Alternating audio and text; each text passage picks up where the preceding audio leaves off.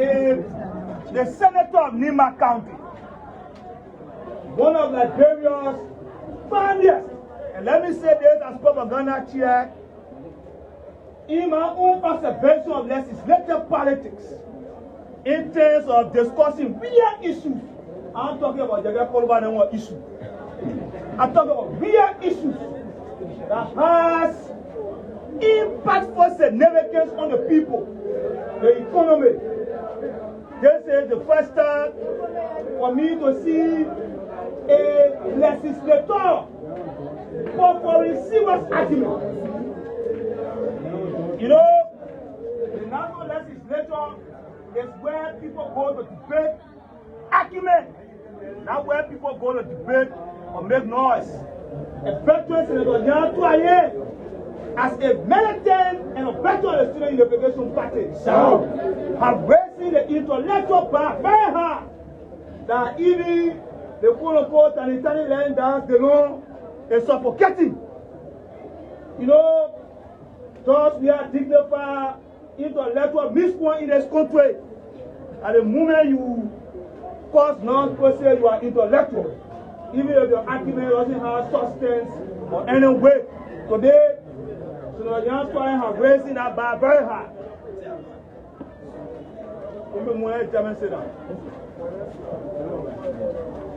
Senator Twayen has raised that bar very high at the legislature.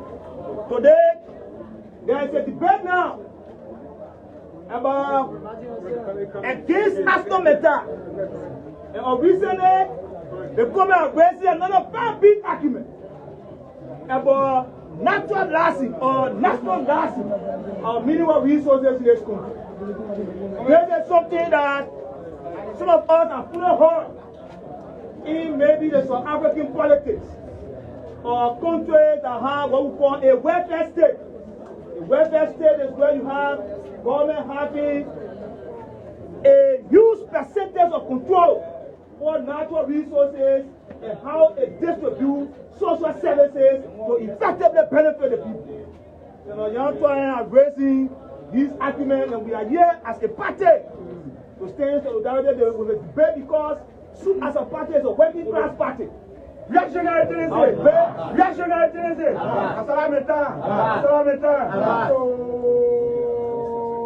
Following yo. Our debate is for the teachers in the classroom.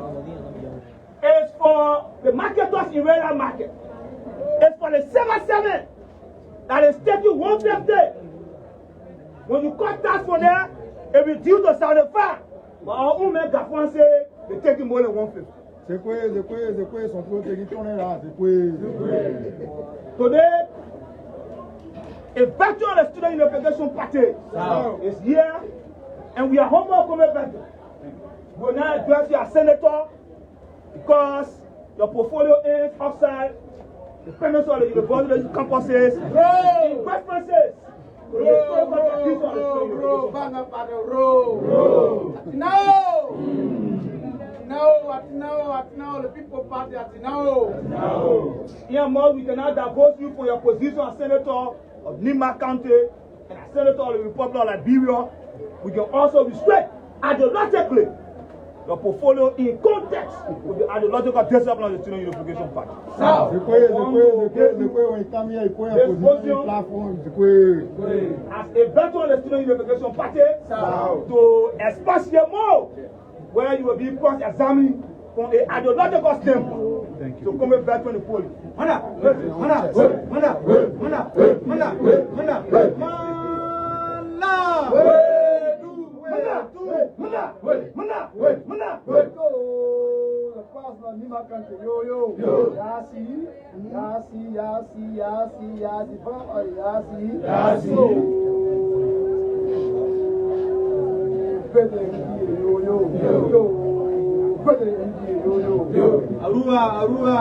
Arua, Banga Party, Arua. So come with all that, you limit the battle cry and you reduce the noise. Comrade Chairman, permit me to use this brewstone to come after you after a brilliant intellectual expansion on national issue. Permission, please. the chairman of the Central Committee and Politburo concomitant, party executives and party stalwarts, the fearless militants of the Student Unification Party. So, I also want to extend felicitation to the ever moribund Seaman Student,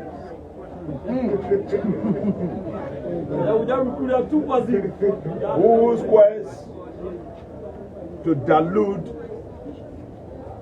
the political and search for social justice on the campus have failed over the years. Fellow students, comrades. You know, when I received the invitation to come here today, I didn't know that the chairman and the Politburo and Central Committee and all militants had other plans. I walked today into a huge barrage of dissent on the national government. I walked today, like walking into a trap with the chairman giving a policy statement, bringing the government to its knees rightfully, making the legislature aware of our metes and bounds. I want to say here today, without any fear or favor, that Mr. Chairman, those are the revolutionary dictates that we left on ground. And we applaud you for standing for society, irrespective of whether we like them or not.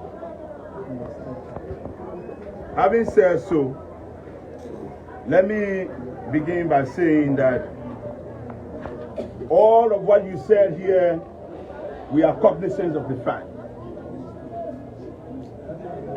If the charter of the University of Liberia has been violated, we will make the president aware to reconstitute the board. We are aware that the greatest threat to our democracy and our peace is the lack of job opportunity for young people. to the mall! To the mall, to the mall, to the mall. Some students are here, no job, to the mall. We are aware that even with $33 million budgeted by the National Legislature for the University of Liberia, is still faced with a lot of problems. As a member of the Budget Committee, I can report that the University of Liberia budget is $33 million. And so, where to? The student here, the budget of the university. And we want to state here clearly, in as much as we all share the blame, we have to be very honest to ourselves that the university needs to be audited then and now. And that is the reason why, as a member of the Budget Committee, we will be requesting a budget performance report that will be accompanied by a comprehensive audit of the past and current administration before we do another allotment. We cannot be budgeting $33 million to the University of Liberia and the students are still crying from buses and lack of bathrooms. This is unacceptable. Silence! This is unacceptable. In as much as we are holding companies accountable, we have to hold ourselves accountable in government. And so I hear you loud and clear. I sat here and took the beating because only weak men are afraid of truth tellers. And Soup is a truth teller. Irrespective of their relationship with you, the revolutionary mandate that we left in this Palawa Hall was to stand boldly in your face and speak the truth to you. People come to me in the larger society. You need to talk to the guys at the university. They need to tune it down. They are disruptive.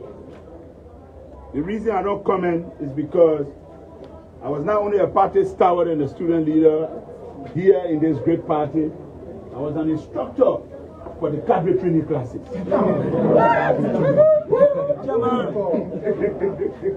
in the GD building, there where we pass on the revolutionary mandate and details and education to young cadres.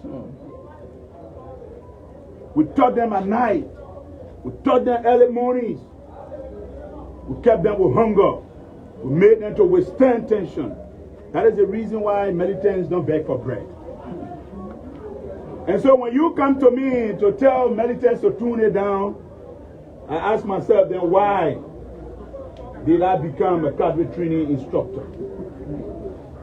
The legacy that we left here must be upheld. Because in the larger society, there's too much temptation. And I take you back. And for those of you who are not members of the Student Unification Party, you are missing out. You are missing out. Without SUP, there will be no multi-party democracy in Liberia. And I'm speaking directly to those sitting home and listening to me and feel that we are emboldening some bad behavior or militancy. Let me tell you, the peace and the democracy you enjoy today, it is the result of SUP's advocacy. How did it start? In 1970, the University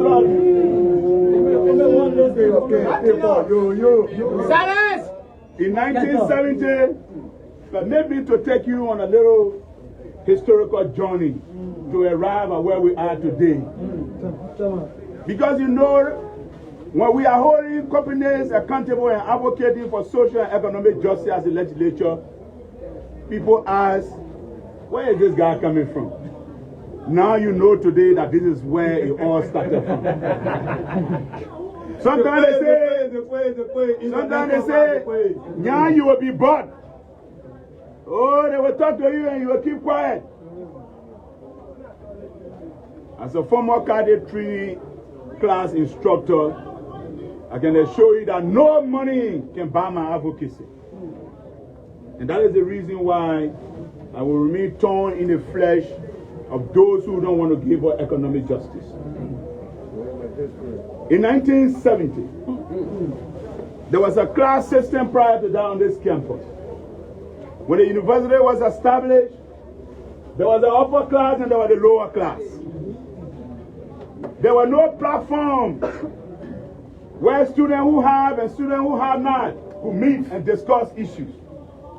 You could see the dichotomy between poverty and riches.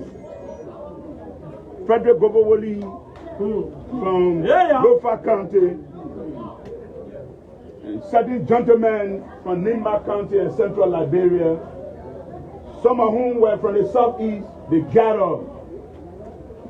They gathered not as poor students or not as students who had, but they gathered because they wanted to narrow the social bound between the have and the have-not. They decided that there should be a platform for students who come from elite background and from poor background to mingle and discuss Liberia's progress. On October 20, 1970, those men penned the Student Unification Party to bring together the students of the University of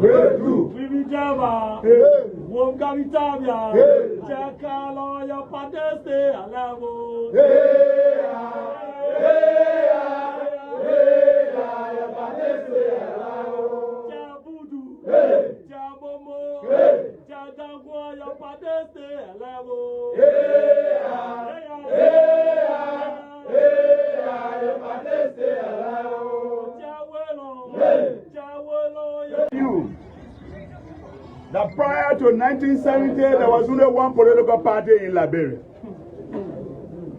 I don't need to tell you that throughout the 1970s, there was only one political party, the Twayen Party in Liberia.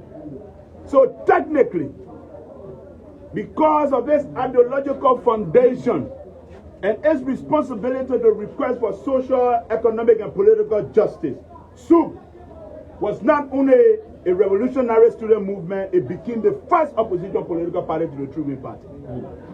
That is history.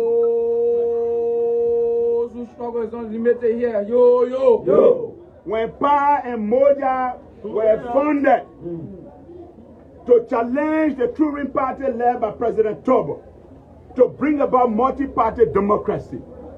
The only fulcrum and bastion of hope that they had to rely on was the Student Unification Party. So, Supers and militants were the ones who were taking leaflets across Liberia and rallying the call for multi-party democracy. And then came the call in 1978 when that struggle came to fruition with the formation of Liberia's first opposition political party, I think the PPP. And so was a catalyst to the formation of that multi-party democracy to be birthed. And so if you think that SUP was just born today, if you think that these are noisemakers, these are ideologues whose history is embedded and rich that you need to learn from. And so in 1980, after the birth of multi-party democracy in 1978, there was a coup. A coup that H. Boyman family described as a coup that could happen anywhere. According to one of his writings, even a little dispute at a local soccer match would lead to a coup. So it was inevitable because of the hegemony that was established for almost 5 decades. But we move forward. When Samuel Doe took over in 1984, when my father was a junior student here, living next door in Jalatan. At that time, the comrade standing here before you were just about 8 or 9 years old. He targeted the university because the professors, the professor in the late Emma Sawyer and others, were trying to imbue ideological sense in students to stand up for the state. The university was invaded in 1984. Students lost their lives. It was a sign of intimidating the Student Unification Party and the students of the University of Liberia vis-a-vis the entire Liberian population. So that the dictator in Samuel Doe will perpetuate his rules unchecked. But that was a colossal mistake. Why am I saying this to you? Every time you try to suppress SUP and the Student Unification Party, it backfires. And my warning to this government and previous government and subsequent government, whether you are at the university level or national level, listen, but don't oppose SUP. Because SUP was born before many of the political parties, and it will stay here long after you're gone. When Doe invaded the University of Liberia and murdered students, that was the beginning of his trouble. When he rigged the election in 1985, allegedly, the student of the university sharpened the contradiction to ensure that the international community put a microscope on Liberia's problem. Fast forward to the 1990s, through the revolutionary struggle, there came Charles Taylor. But before Charles Taylor, let me remind you, in 1986, Doe did something clever but not clever again. Trying to undermine the vibrancy of the Student Unification Party, Doe funded SIN, the Student Integration Movement, on a birthday at the Executive Mansion on May 6, 1986. The establishment of SIN was meant to undermine the progressive revolutionary details of the Student Unification Party. But SIN has been struggling. SIN has been struggling. And they will never taste power on this campus.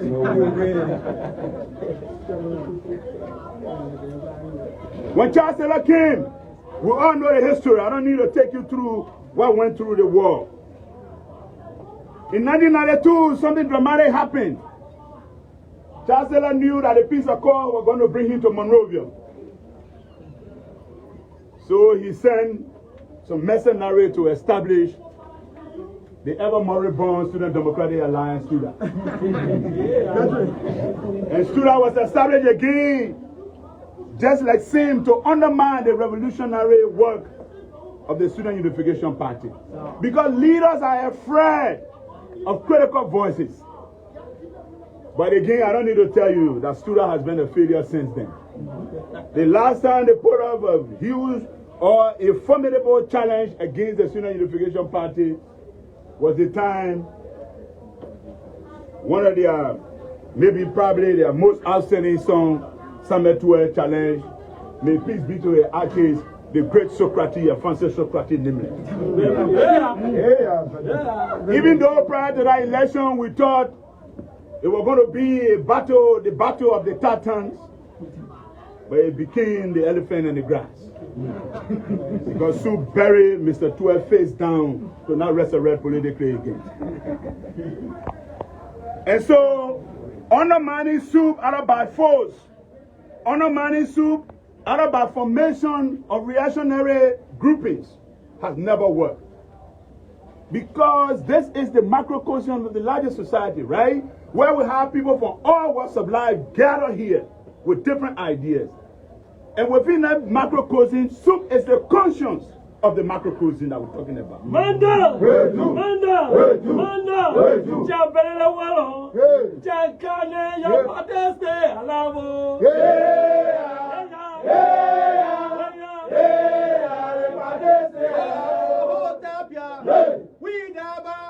We daba ya pateste rumia!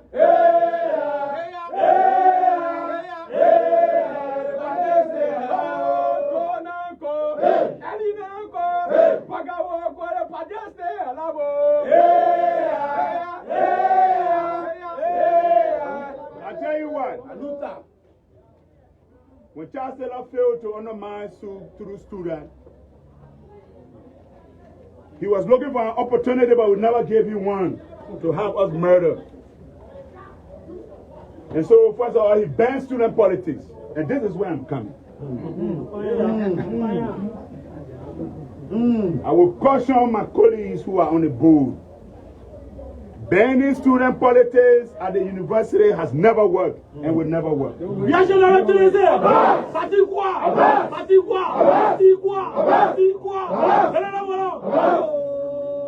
not bounce me politics, yo. This is what happens. If you ban student politics, you give rise to more revolutionary action. But if there's student politics existence, you will work through the structures. I gave you an example. When Charles Taylor overran us in this Palava Hall on March 21st, 2001, I was right here under the sport tree. What was our crime? He jailed journalists, Hassan Belletin and others for no reason. They were in jail for 2 weeks. And we told Taylor, you have to free them because they've done no wrong. He charged them, but he could not forward them to court according to him because they didn't have lawyers. So the Vanguard Party organized a rally to collect money to pay lawyers to represent the jail journalists. Taylor was offended. His little ego got bruised. He unleashed the SODs. They arrived here by 11 a.m. while we're in this hall. SOD and ATU took over the university. They beat us mercilessly. Yo,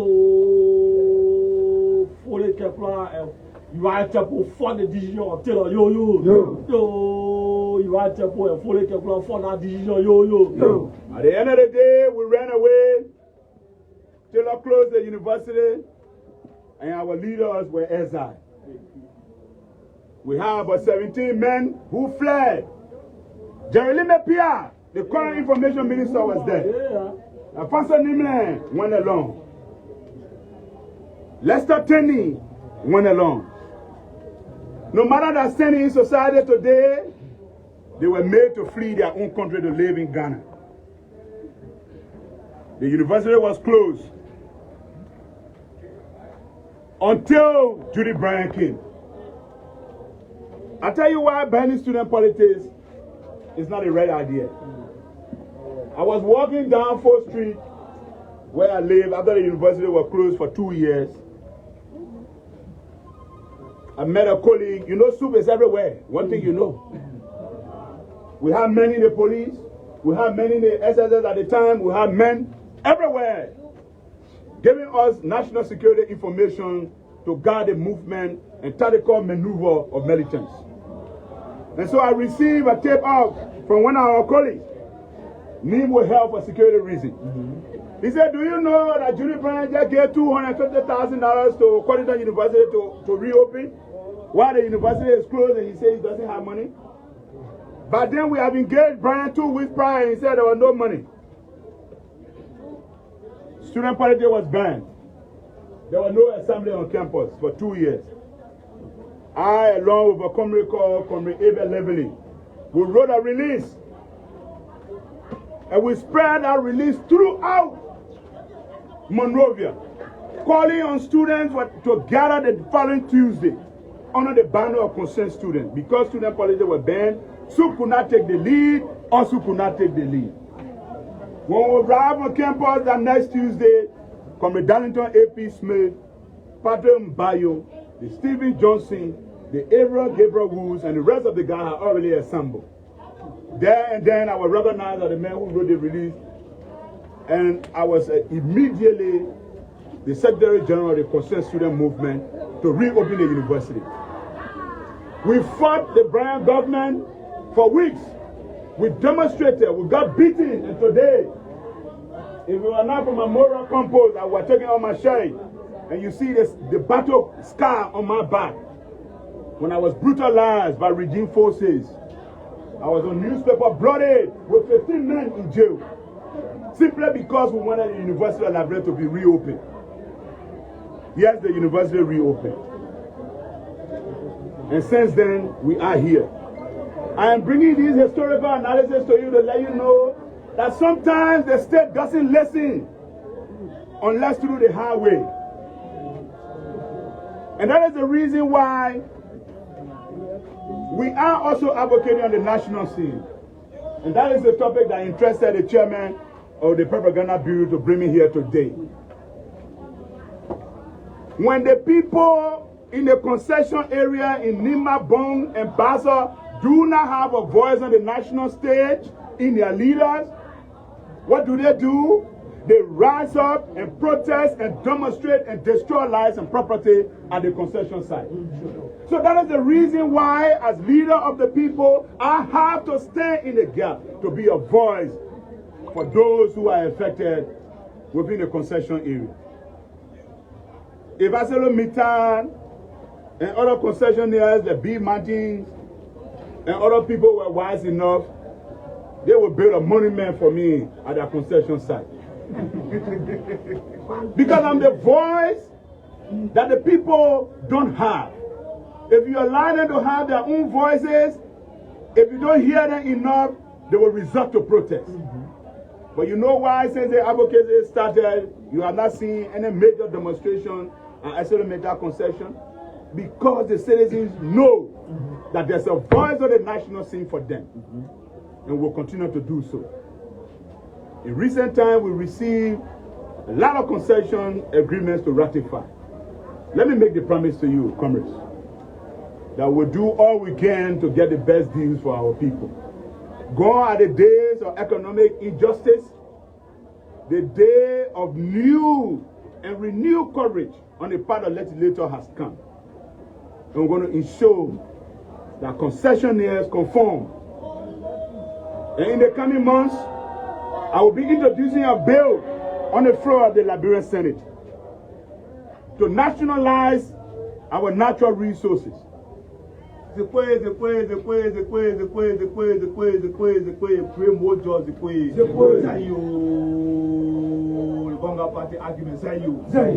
do we always have to give concession? Why we cannot partner with 50-50 shares? I have my mineral. If you require $100 million to mine the mineral, my share is the mineral, man. And your share is the 100 million. Why do you tell me that I cannot share with you because I need to bring 50 million, you bring 100 million, then we'll mine? Whose mineral is it? It's my mineral. Why should I bring 50-50, capital for us to mine it? Then what are you bringing to the table? This is ludicrous, it is stupid, and it has to stop. We have contacted some lawyers, and that bill, we're going to solicit our colleagues to co-sponsor that bill along with us to establish the Liberia National Mining Company with an automatic default 50% share in all of our natural resources that will go out there and form partnership with companies. We got companies who are operating for more than 20 years. Not one day have they declared dividend. They pay 4.5, 3.5% on royalty or what they earn. They tell us how much they earn. We don't know. Do you know that the gold that they're taking from B Mountain is not weighed in Liberia? Turkish guys bring a little company here. They are not only digging, they are undermining the surface of Liberia. They are carrying on what we call underground mining in Cape Mount and in Bombing. So you are walking on the surface, but in search of gold, the Turkish guys have undermined the surface. But yet they stay. The gold is now weighed in Liberia. In a meeting with the manager of the company, he looked into our eyes as a committee on Ways, Means and Finance and said the gold is weighed in London. We put the gold on helicopter, it takes it to the airport, and then it flies to London and get weighed there. But there's a seal that is broken on camera so that the LRA custom guys can see that there was no foul play. Excuse my language in case they're watching. Twayen, how much the fuck is a way for gold?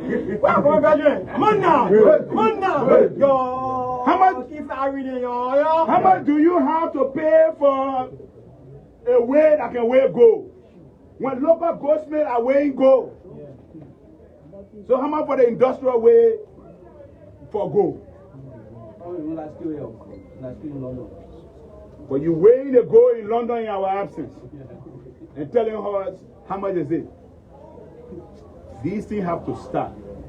And that's why when we speak, people say we'll be bought, but good luck to buying a militant. Good luck to buying a party stalwart. Good luck to buying a cadre who was an instructor for cadres. I stand before you today to say I'm overwhelmed by your invitation. I'm going to attend a confirmation hearing by one of the industries, again, NOCAD. The president of NOCAD is undergoing confirmation hearing today, and we have to go there to erect some checkpoints that our oil blocks will not be given for peanuts. Those who think we're giving our oil blocks to flip them over in the near future for millions of dollars, we are sorry. If you don't show the willpower to do deep sea extraction of oil, you are not qualified to own an oil block. If you haven't shown that you have bought data so that the proceeds can come to Liberia, you are not qualified. Go on the days of brown envelopes, accompanying concessions agreement. And that is the reason why I'm very happy that for the last week, I requested the plenary of Liberian Senate that every concession agreement that comes to the legislature must be accompanied with a soft copy. There's a reason. They are state-of-the-art tools that those soft copies can be placed in, and the grading system will come. And let me send a message to Evan Ho that your concession agreement grade arrived to me yesterday. And your grade is 77. And for me to ratify any agreement in this country, you got to score 18 and above.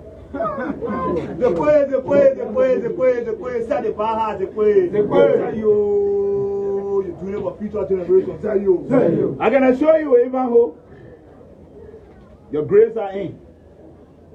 When we receive the ratification documents from the executive for ArcelorMittal will be fair to you. We will put you through the grading system again. Just make sure that your concession meet 80 and above.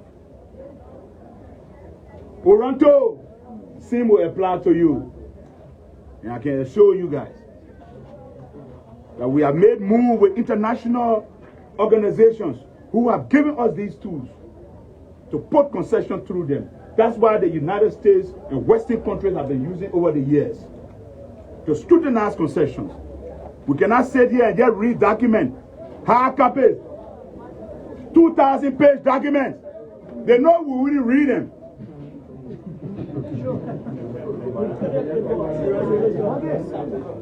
Why did I make that suggestion that was endorsed by plenary anyway? I was made to painstakingly sit to read from page 1 to page last the MDA between ArcelorMittal and the government of Liberia for 3 weeks to clearly understand it.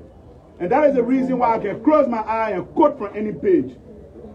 And that is the reason why they know there's someone at Capitol Hill reading. And I came to the conclusion that not even people within the company have read the MDA. Because when I quoted Article 8 of the MDA, the CEO of the company and the country manager were sitting there and saying, no, that's not true, it doesn't exist. When I quoted Article 10 of the MDA, they were in denial until I read it for them. So it's about time now that we receive soft copy and put them through the works. But let me close, Honorable Chairman. I was waiting for your arrival, along with your lieutenants. That there's a need to re-establish the Veteran Bureau. I am one of the suspects. The veterans have gone far from the party. The Veteran Bureau needs to be reawakened, to bring veterans together in the larger society to aid the party. The veterans are like the advisory council to the party. We benefited from the Veteran Bureau when we were here as student leaders. We're always calling on the veterans to come on campus, or we're moving to their homes, to their offices to advise us appropriately. We never lacked financial prowess those days. Militants must never beg for bread with veterans running air-conditioned cars and air-conditioned offices, while militants are in the sun begging for bread. Yo, it's a contradiction. Yo. We have to reawaken the Veteran Bureau. Let me tell you one president who actually benefited from the intervention of veterans was President Selim.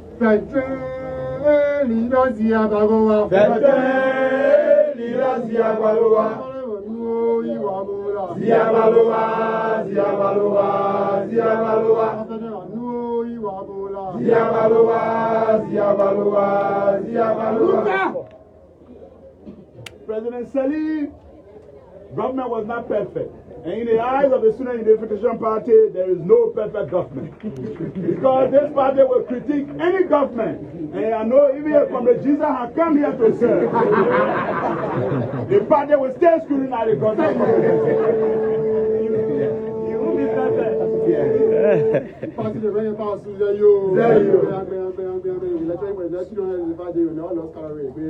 So at the end of the day, President Selim utilized the Veteran Bureau to neutralize and stabilize activities on this campus, because they were available to her in her government. And I will encourage the president, currently, that I know in person, you have to make use of the veterans to come on this campus, firstly on their knees, and whom come and beg the Politburo and the Central Committee for mercy for abandonment, so that they can have that rightful place as advisors to the Student Unification Party. And Mr. Chairman, and the chairman of the committee that brought me here, the Propaganda Bureau, I would like to say thank you for job well done. I would like you to send Another meditant to add on to the chairman of the Propaganda Bureau, to the vehicle that conveyed me here.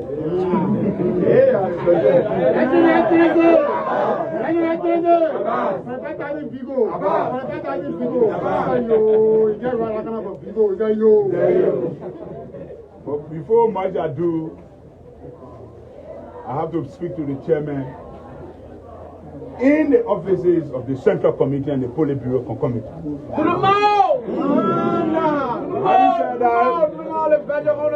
Fellow students, thank you for coming, thank you for listening. This is the beginning of our engagements with you people. A member of the Folk Estate who has stood here for almost 2 hours, thank you. And from the chairman's office, I will be stopping by to have an interaction with the press through Mark, and then we'll move on to that. And ladies and gentlemen, also watching from near and far, thank you. Amen. Thank you. Amen. Thank you for watching.